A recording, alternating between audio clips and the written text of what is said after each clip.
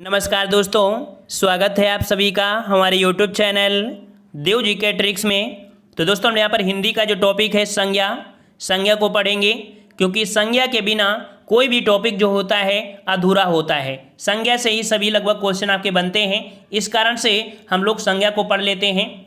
काफ़ी अच्छे क्वेश्चन आपको मिलेंगे और इसके पहले जितने भी क्लासें आपकी दी गई हैं वो आपको प्लेलिस्ट में मिल जाएंगी, उनको आप देख सकते हैं, ठीक है। और रात 8:30 बजे हिंदी का फुल टेस्ट लिया जाता है, तो रात 8:30 बजे हिंदी का फुल टेस्ट भी आप दे सकते हैं। चलिए स्टार्ट करते हैं। यहाँ पर संज्ञा के भेद, तो देखिए यहाँ पर संज्ञा के जो भेद आपके हैं कौन कौन से, तो यहाँ पर व्यक्तिवाचक संज्ञा, जातिवाचक और आपका भाववाचक। याद रखिएगा कि मुख्य रूप से कुछ ऐसे आपके व्याकरणकर्ता हैं जो संज्ञा को 3 ही भेद बताते हैं, वो 5 भेद नहीं बताते हैं। वो कहते हैं कि जो आपका द्रव्यवाचक संज्ञा है और आपकी समूहवाचक संज्ञा है, इसे जातिवाचक संज्ञा के अंतर्गत ही रख देते हैं, ठीक है। ये दोनों आपकी हैं, इनको क्या करते हैं, इन दोनों को ये जातिवाचक संज्ञा में रख देते हैं, ठीक है। तो इस प्रकार से आपकी 3 हो जाती हैं। वैसे आपकी होती कितनी हैं, आपकी 5 होती हैं, जो आपको यहाँ पर दिख रहा है, ठीक है ना।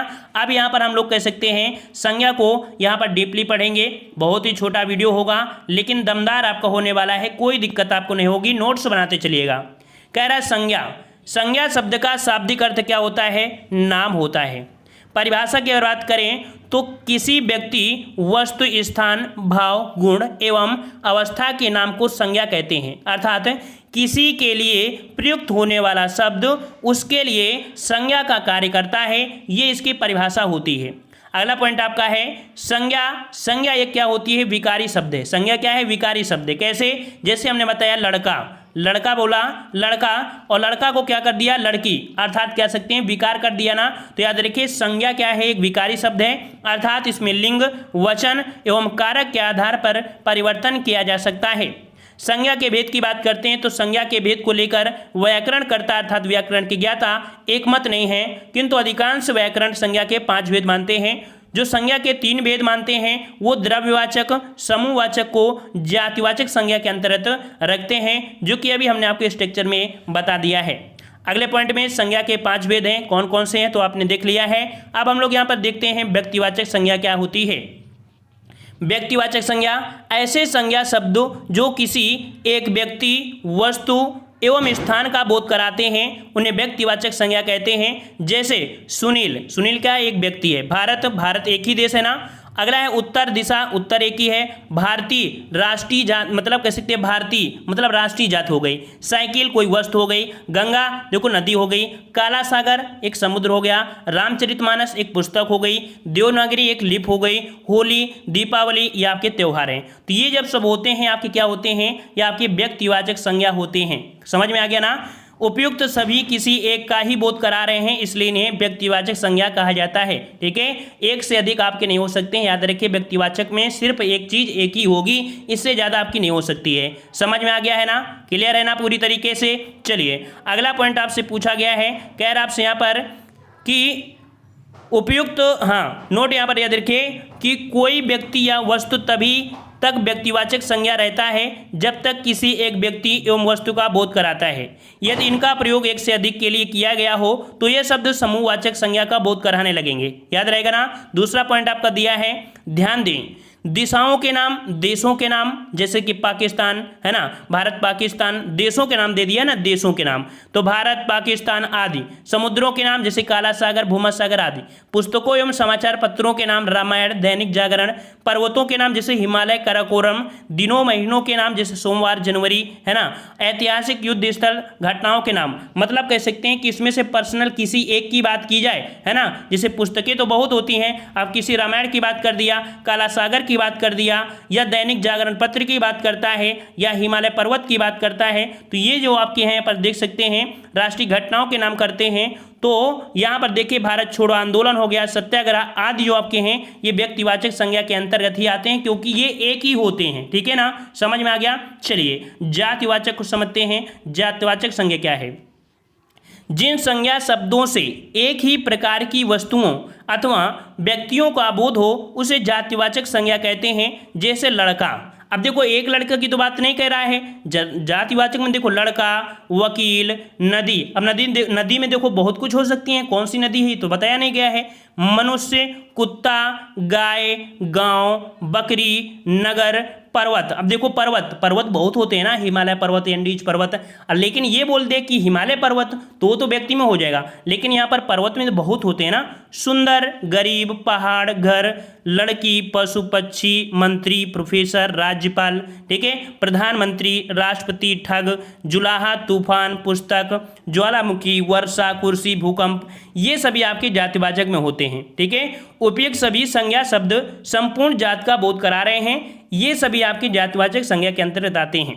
जैसे लड़का, वकील, भूकंप आदि का नाम लेने पर ये किसी एक विशेष व्यक्ति का बोध न कराकर उसी संपूर्ण जात का बोध कराते हैं।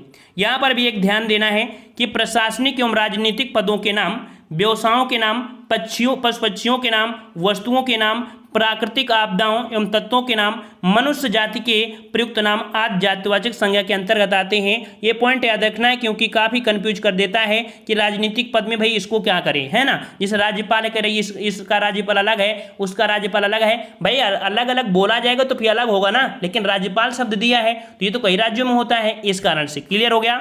चलिए अगला प्रश्न है भाववाचक संज्ञा। तो जिन संज्ञा शब्दों से व्यक्ति या वस्तु के गुण, धर्म, दशा अर्थात भाव आदि का बोध हो उसे हम लोग क्या बोलते हैं, भाववाचक। देखिए वस्तु के गुण, धर्म, दशा अर्थात भाव का बोध हो उसे भाववाचक संज्ञा कहते हैं। भाववाचक संज्ञाओं का निर्माण जातिवाचक संज्ञा, सर्वनाम, क्रिया विशेषण एवं अव्यय में प्रत्यय जोड़कर किया जाता है। याद रखिएगा कि कोई भी अगर जातिवाचक संज्ञा है या सर्वनाम है या क्रिया है या विशेषण है एवं अव्यय में अगर कोई प्रत्यय जोड़ दिया जाए तो ये कह सकते हैं कि आपके भाववाचक संज्ञा बन जाती है।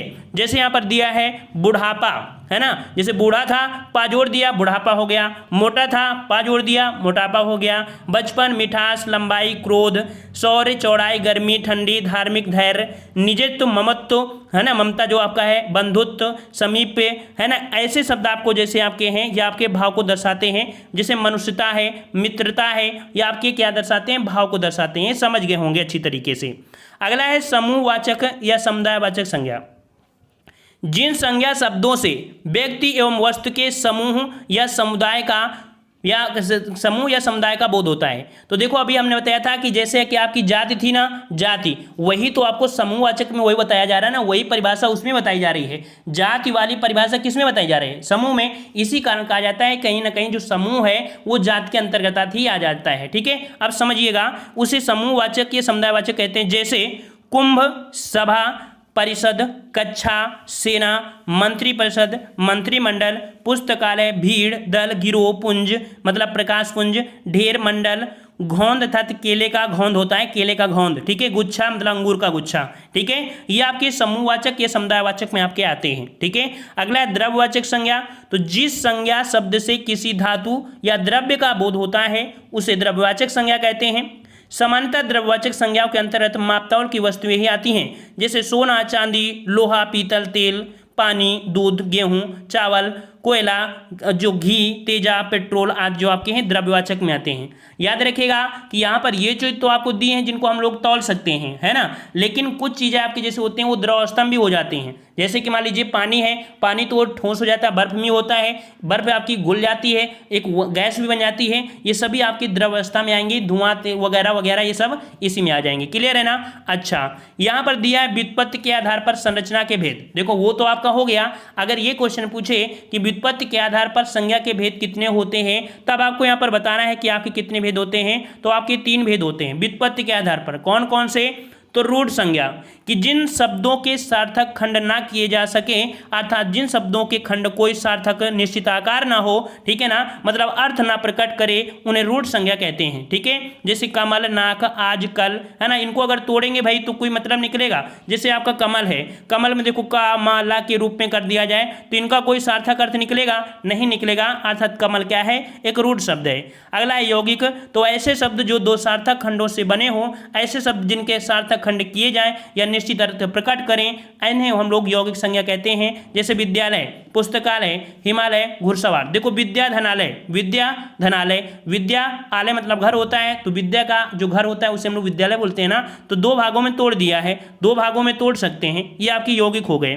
वहीं पर आपकी योग रूढ़ संज्ञा कि ऐसे शब्द जो यौगिक तो होते हैं किंतु अपने सामान्य अर्थ को ना प्रकट करके किसी परंपरा से विशेष अर्थ को प्रकट करते हैं, उन्हें योग रूढ़ संज्ञा कहते हैं। जैसे आपका पंकज, जलज, लंबोदर, चक्रपाण, ये एक विशेष अर्थ आपको बता रहे हैं, तो आपकी योग रूढ़ आपके हो गया, और हमने इसको और भी पढ़ाया था आपको पहले भी। तो इस प्रकार से यह संज्ञा भी कंप्लीट होती है। बहुत ही कम समय में आपको यहाँ पर पूरा का पूरा संज्ञा समझाने का प्रयास किया है।